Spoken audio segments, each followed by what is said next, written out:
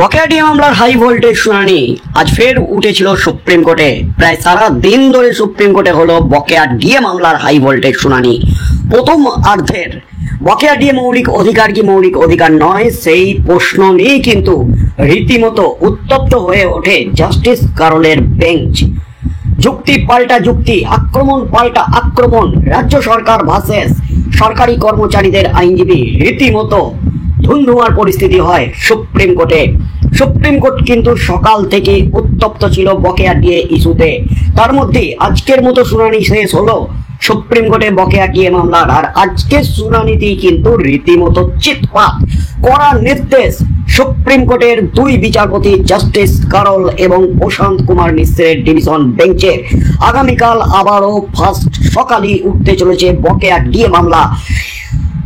বকেয়া ডিএ মামলা নিষ্পত্তি না হওয়া পর্যন্ত এই মামলা প্রতিদিনই শুনবেন বিচারপতি জাস্টিস কারোল এবং প্রশান্ত কুমার মিশ্রের ডিভিশন বেঞ্চ গতকালই জানিয়ে দিয়েছিলেন। সেই মতো আজ সকাল থেকেই কিন্তু রীতিমতো তেতে উঠেছে সুপ্রিম কোর্ট। অবশেষে আজকের মতো শুনানি শেষ এবং শুনানি শেষে চরম নির্দেশ দিয়ে দিলেন রাজ্যকে। রাজ্যের আইনজীবী কপিল সিব্বাল, অভিষেক মনু সিংভিদের রাজ্যকে বলুন বকেয়া ডিএ এক্ষুনি মেটান। চরম নির্দেশ দিয়ে দিল সুপ্রিম কোর্ট। এই মুহূর্তের সবচেয়ে বড় খবর, বকেয়া ডিএর 25% মেটাতে হবে 6 সপ্তাহের মধ্যে। যে নির্দেশ দিয়েছিল সুপ্রিম কোর্ট 6 সপ্তাহ কেটে গেলেও সেই বকেয়া ডিএ মেটায়নি রাজ্য, উল্টে মডিফিকেশন অ্যাপ্লিকেশন জমা দিয়েছে সুপ্রিম কোর্টে রাজ্য। সেই মামলাও কিন্তু উঠেছিল সুপ্রিম কোর্টে। এছাড়াও রাজ্যের বিরুদ্ধে যে আদালত অবমাননার মামলা দায়ের হয়েছে সেই মামলাও কিন্তু উঠেছিল আজ সুপ্রিম কোর্টে। আজ একাধিক তথ্য তুলে ধরার চেষ্টা করেন রাজ্য সরকারের আইনজীবীরা। রীতিমতো কৌশলী ছিল আজ রাজ্য। 13 রাজ্যের তুলনা টেনে দিয়ে নিয়ে তীক্ষ্ণ সওয়ালের চেষ্টা করেন কপিল সিব্বাল। সুপ্রিম কোর্টে হাই ভোল্টেজ শুনানি, তবে ধোপে টিকল না রাজ্যের কোনো যুক্তি। দিনের শেষে রীতিমতো একেবারে চিৎপাত রাজ্য। কড়া নির্দেশ দিয়ে দিলেন বিচারপতি জাস্টিস কারোল। আগামীকাল ফের শুনানি হতে চলেছে সুপ্রিম কোর্টে। সুপ্রিম কোর্টে ডিএ মামলা শুনানি। এদিন মামলা শুরু থেকেই সরগরম আদালত চত্বর। উল্লেখ্য, সোমবারই রাজ্য সরকারের তরফে সুপ্রিম কোর্টে জানিয়ে দেওয়া হয় যে টাকা পরিমাণ দেওয়ার কথা বলা হয়েছে সেটা বিপুল। এত টাকা রাজ্যের পক্ষে দেওয়া সম্ভব নয়। এদিনের শুনানি শুরু থেকেই ডিএ আদৌ কর্মচারীদের মৌলিক অধিকার কিনা তা নিয়ে প্রশ্ন ছুড়ে দেন বিচারপতি। রাজ্য সরকারের আইনজীবী শ্যাম দেওয়ান উত্তরে জানান, পুরনো মামলার নজির অনুযায়ী ডিএ কে কোনোভাবেই মৌলিক অধিকার বলা যায় না। উল্লেখ্য, এর আগে কলকাতা হাইকোর্ট এবং ট্রাইব্যুনালে যখন মামলা হয়েছিল তখন একই বিষয় উঠে আসে। ডিএ যদি মৌলিক অধিকার না হয় তাহলে কর্মচারীরা পাবে কেন? এই প্রশ্ন নিয়ে শুনানি রীতিমতো ঝড় উঠে যায় সুপ্রিম কোর্টে। শ্যাম দেওয়ান তার সওয়ালে বলেন, আমরা 3টি বিষয়ে সওয়াল রাখতে চাই। ডিএ ফান্ডামেন্টাল রাইট নয়। ডিএ নিয়ে কোনো আইনি এবং স্ট্যাটুয়েটারি রাইটস নেই সরকারি কর্মীদের। ডিএ সরকারের বিবেচনা বা বিচক্ষণতার উপর নির্ভর করে।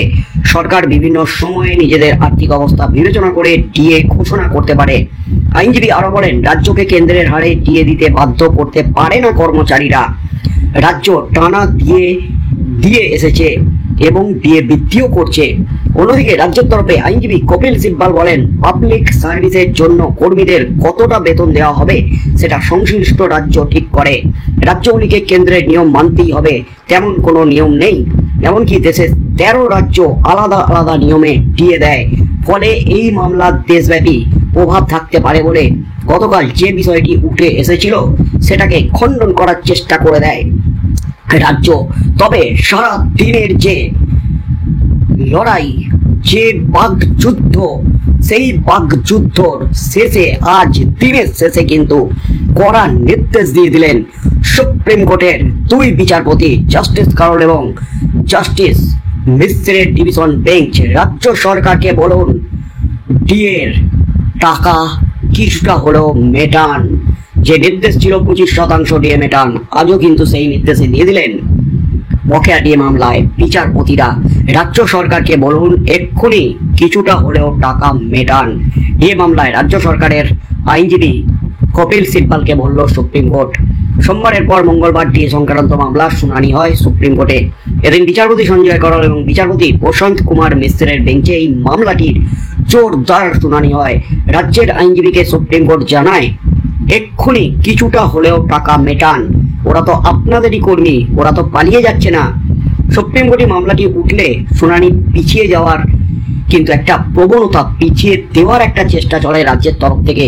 কিন্তু সোমবার আদালতের পক্ষ থেকে সাফ বলে দেওয়া হয়, ডিএ মামলা নিয়ে পূর্ণাঙ্গ শুনানির প্রয়োজন রয়েছে, প্রয়োজনে প্রতিদিন শুনানি হবে। সোমবার সেই মামলার শুনানি ছিল বিচারপতি সঞ্জয় করল এবং বিচারপতি প্রশান্ত কুমার মিশ্রের বেঞ্চে। এদিন সময় মতো মামলাটি বেঞ্চে ওঠার পরেই মামলাটি নিয়ে রীতিমতো ধুমধুমার পরিস্থিতি তৈরি হয়। অর্থাৎ দিনের শেষে কিন্তু চরম নির্দেশ দিয়ে দিল সুপ্রিম কোর্ট, আপনাদেরই তো কর্মচারী, কিছুটা হলেও ডিএ মেটান।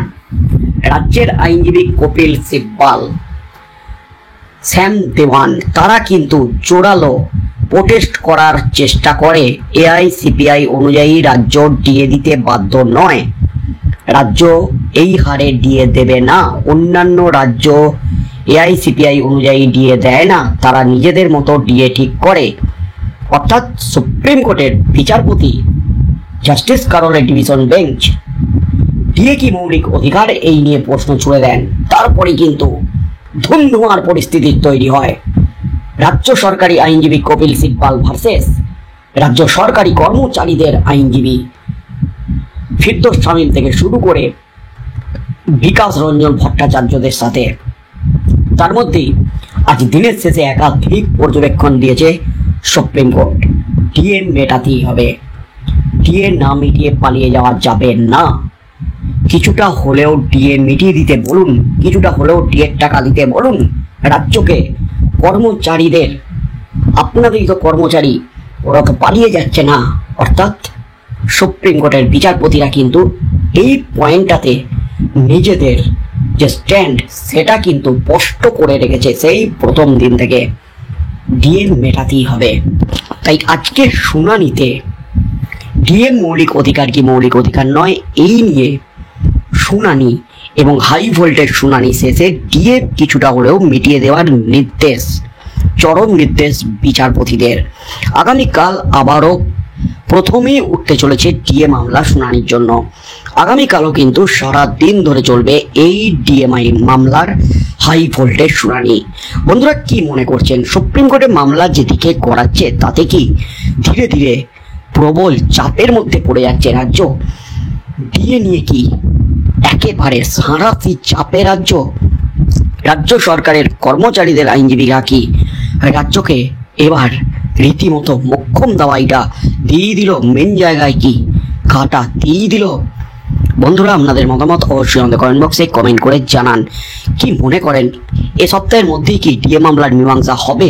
খুব শীঘ্রই কি বড় সুখবর পেতে চলেছেন রাজ্যের সরকারি কর্মচারীরা? আজকের যে নির্দেশ কিছুটা হলেও ডিএ মেটান, কি হতে চলেছে শেষমেশ সেদিকেই চোখ থাকবে গোটা রাজ্যের লক্ষ লক্ষ সরকারি কর্মচারী এবং শিক্ষক শিক্ষিকাদের।